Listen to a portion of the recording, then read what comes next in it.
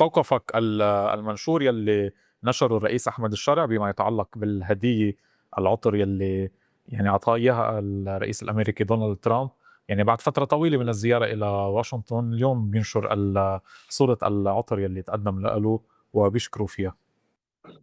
يعني انت بتعرف هلا بسوريا اغلب المظاهرات اللي عم تطلع ضده كل مالها عم تتفاقم وكل مالها عم تكبر، وخاصة مؤخرا قضية القمح وتخفيض سعر القمح. نعم. وقضية الفك عنه، نعم. القمح هو في شخص إعلامي وراها، عامل صفقة مع جهة في تركيا، فعم بياخذ بسعر قليل على حساب هؤلاء المزارعين وبايع الصفقة بسعر بخس. أنا هي معلومات وصلتني من وسط تركيا، انه شخص اعلامي هو اللي وراء هذه القصة وهو اللي سوى هذا الامر.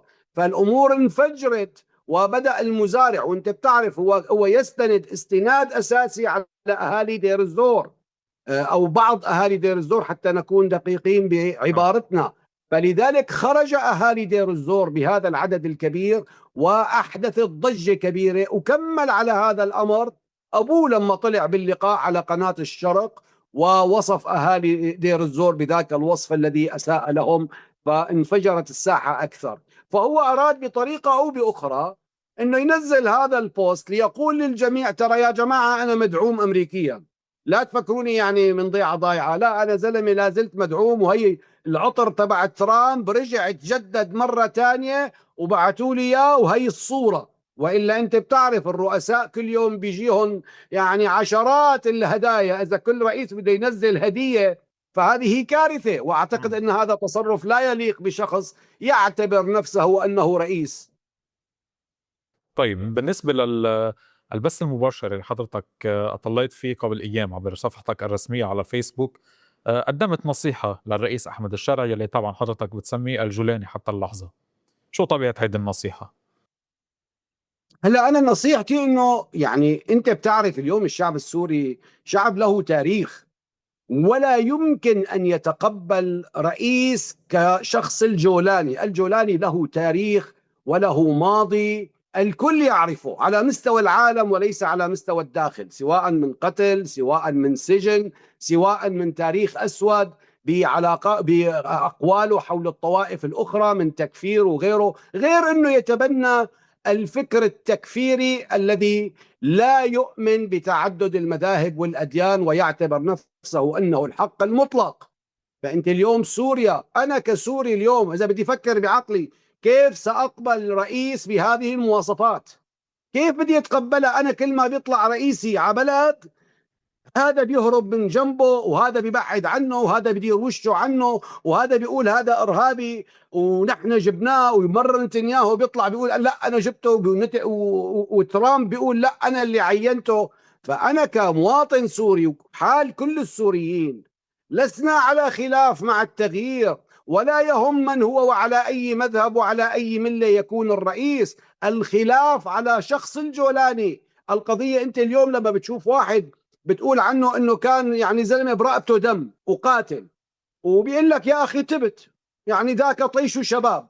طيب تبت خير ان شاء الله، تبت بجيبه بحطه امام مسجد، بحطه بعينه امام مسجد، ولا بقول له روح لبيتك روح اتعبد ربك عسى ولعل انه الله يغفر لك. وهذا لا ينهي حق الاخرين اللي اتضرروا من هذا الرجل.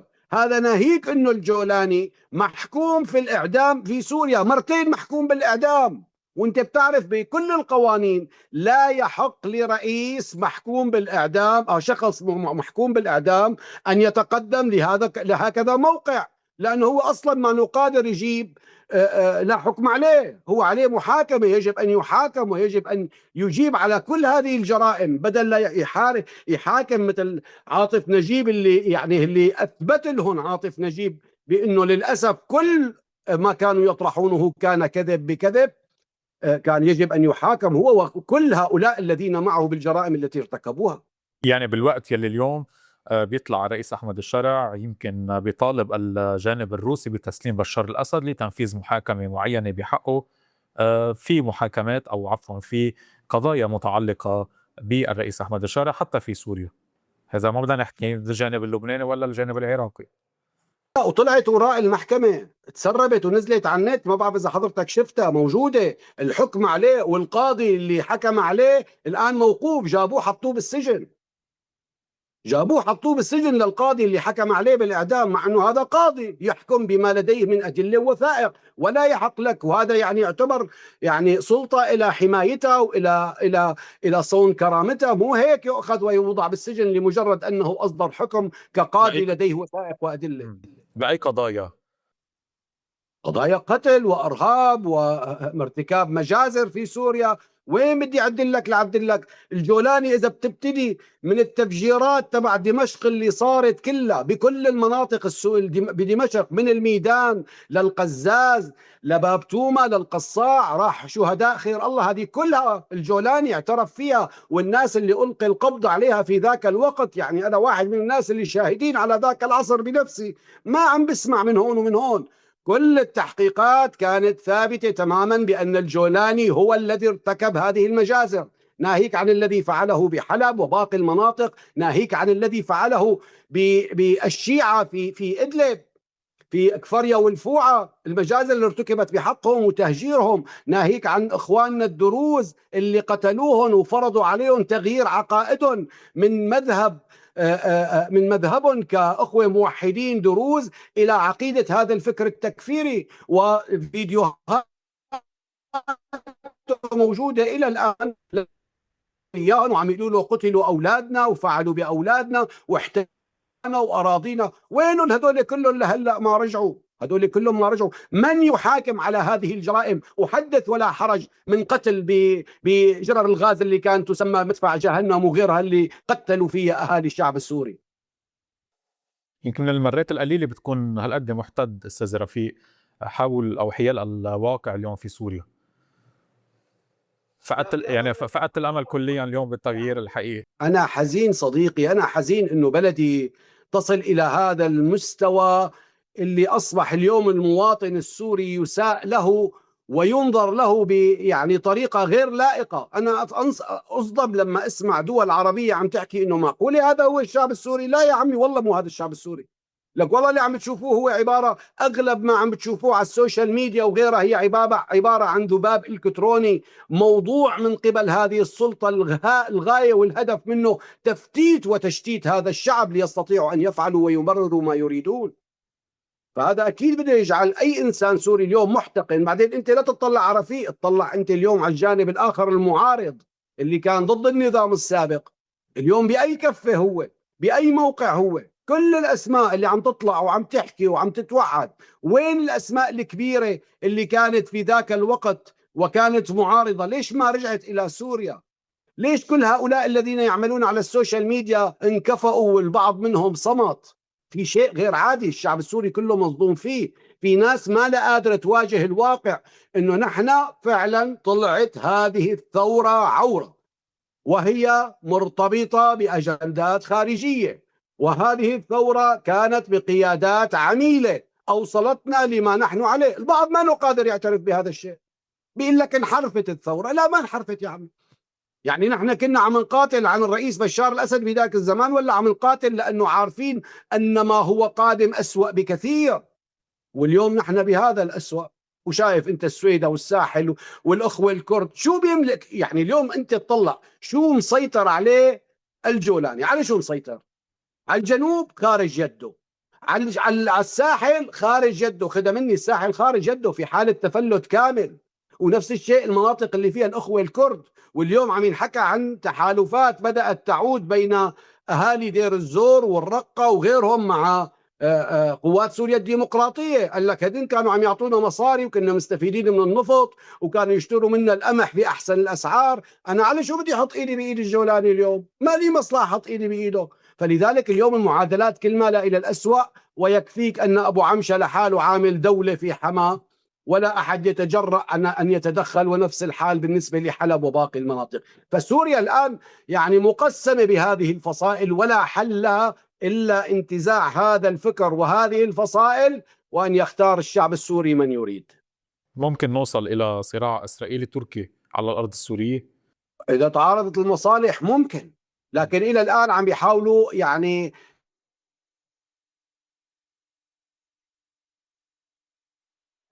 كمان التركي يعني ملفه ماله نظيف. انت بتعرف انه التركي له اطماع، والان بدأ بحلب يتوسع، والان ينظر الى ما غير حلب، الى حما.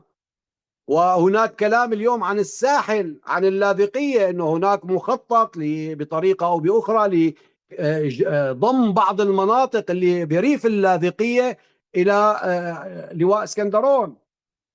هناك حديث كبير عن هذا الامر. فإذا تعارضت المصالح ممكن أن تتفاقم الأمور، ولكن إلى الآن لا زالت الأمور تحت الطاولة. ولكن أجزم لك أن الخلاف سيظهر للعلن إن عاجلا أو آجلا، إذا لحق الجولاني وبقي يعني بقي في سوريا على الوضع اللي يمر فيه. لأن أنا أشوف أنه وضعه الآن مترنح جدا. الجولاني اليوم وضعه خطر جدا وهو يترنح، أنا أقولها لك بالفم الملآن.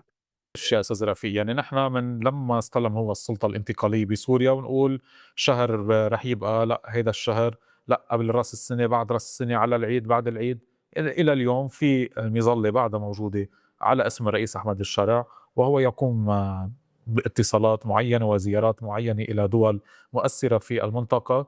ويبدو انه بعيدا عن الواقع الداخلي بين المكونات السوريه باللعبه الدوليه، لا يزال حاجه هو.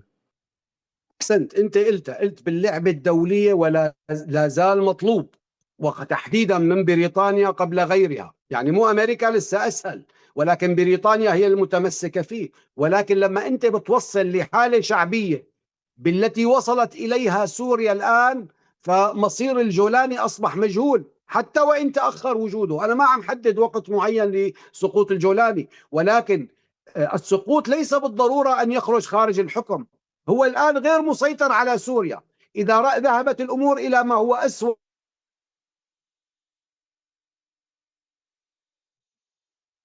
أخرى في المنطقة، فأصبح الجولاني وين قاعد؟ بس بقصره؟ هذا ما اسمه، هذا يعتبر سقوط بحد ذاته.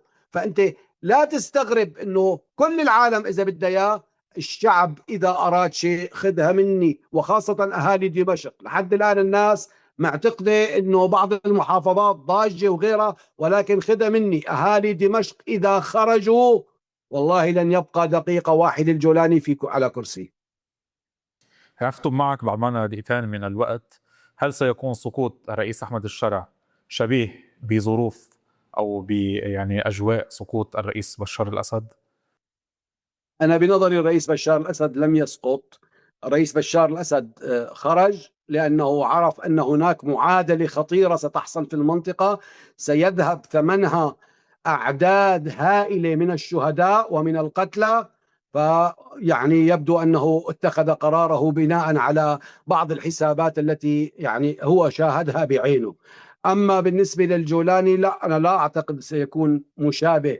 مو بكل شيء، ربما يكون هروب باتجاه إدلب، وربما لا يستطيع الخروج، يتم تصفيته من خلال الأطراف التي تعمل معه. يعني مشكلته الجولاني مع المحيطين فيه أكثر ما هي مشكلته مع الشعب، لأنه المحيطين فيه هن الخطر الأكبر عليه. لأنه بمجرد أنه شعروا أنه هو يعني لم يعد يؤدي لهم المطلوب أو يخدم مصالحهم، أنا لا أشك بأنهم سيصفوه. فهو قدام خيارين لا ثالث لهما: إما أن يهرب باتجاه إدلب أو أي منطقة أخرى، وإما أنه لن يخرج من القصر حيا.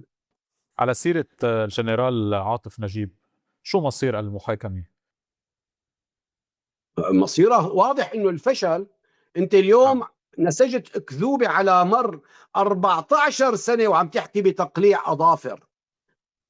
طلع ما في تقليع أظافر، عم تحكي بأنه أولاد تعذبوا. طلع ما في أولاد تعذبوا، عم تحكي بما هو أسوأ من ذلك، اللي هو الأكاذيب الأخرى اللي طرحوها عن عاطف نجيب، إنه هو اللي ألقى القبض على هؤلاء الأطفال. طلع الزلمة ما له علاقة بالقصة كلياتها. فما بالك بقى بسجن صيدنايا اللي تبين بأنه سجن كأي سجن في أي دولة، وفي كاميرات مصورة على مدار الساعة، لا في سجون تحت الأرض، ولا في مكبس، ولا في أسيد، ولا في كل هذه الأكاذيب. إنما هو سجن يعني أكثر شيء بيجيبوا عليه الشخصيات اللي عليها القضايا السياسية، بيقول لك بدل لا أحطهم مع الجرائم المدنية اللي تتبع للأمن الجنائي ويقعدوا يوسوسوا للناس ويعملوا لي ثورة كمان تانية داخل السجن، بحطهم بصيدنايا وكانوا مخدموا فيه كل المسائل. هذا ما بيعني انه سجوننا يعني بتجنن، لا، بس روح شوف سجون العالم كلها ما بيسجن احسن من الثاني، يعني هذا امر طبيعي. فقضيه عاطف نجيب انا باعتقادي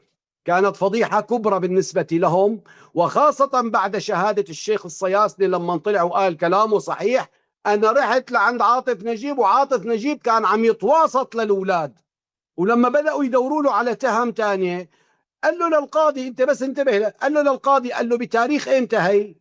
قام القاضي وقف قال له هلا بيجي الولد بتقول له بتساله بالله عليك في قاضي ما بيعرف باي تاريخ تم اعتقال فلان؟ قال له طب يعني قبل الثوره ولا بعد الثوره؟ قال له لا بعد الثوره. قال له انا ما كنت بعد الثوره، انا من قبل الثوره منحيني.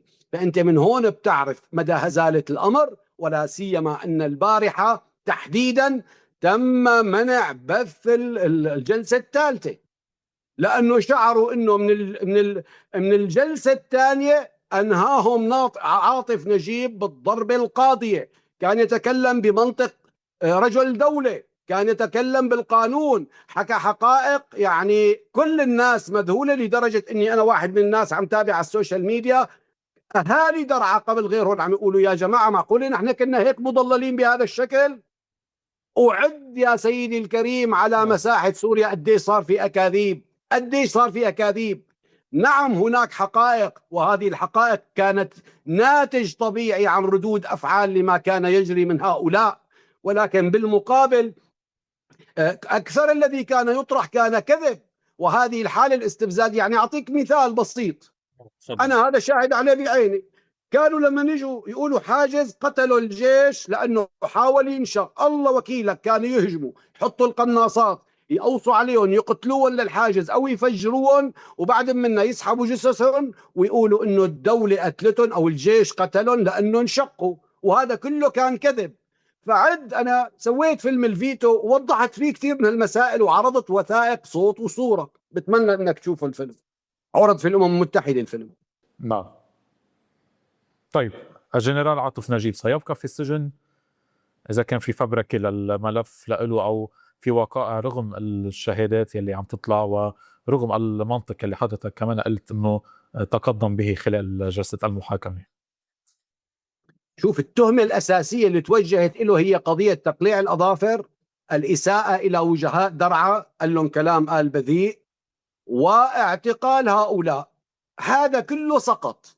الآن بدأوا طرحوا له قصة ثانية تبع طفل، هذه قضية الطفل منفصلة تماما عن هذه القضية. فقال لهم هذا ولد حرق كلبة للجيش للأمن، إجا وشعله وحرقها، فأنا وظيفتي كرجل أمن جبته حققت معه وحولته على القضاء، والقضاء طلعه، يعني إكراما لأهاليه تدخلوا ناس وكذا طلعوا.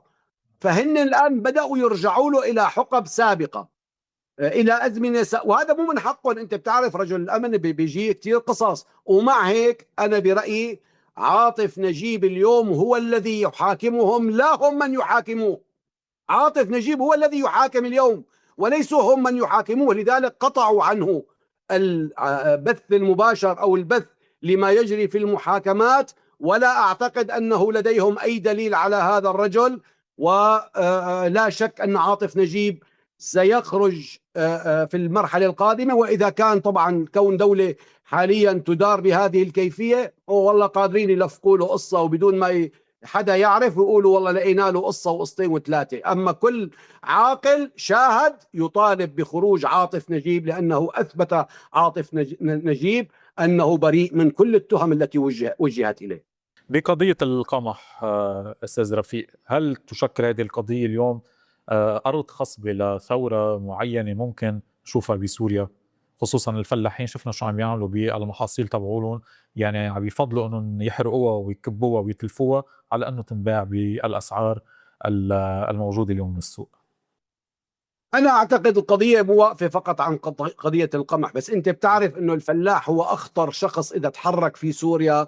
يعني أول شيء بيأثر على الاقتصاد، وثاني شيء بيأثر على الشارع، لأنه أكبر عدد العمال هم من الفلاحين، فلما بيتضرر الفلاح كل العمال اللي عم بيشتغلوا عنده بيتضرروا. فبلا شك هذه ستشكل كارثة كبرى. والمصيبة الأكبر أن الجولاني غير قادر على أن يقدم لهم ما كان يقدمه الأسدين سابقا. اللي كان مقدم للأسدين سابقا من قبل الأسدين البذار كانت بالبلاش، السماد كان بالبلاش، النفط كان بالبلاش، كان كل شيء مقدم لهم ويشترى منهم كل شيء وبأسعار أفضل ما تكون. فأنت اليوم شلون بدك ترجعه لهي المعادلة؟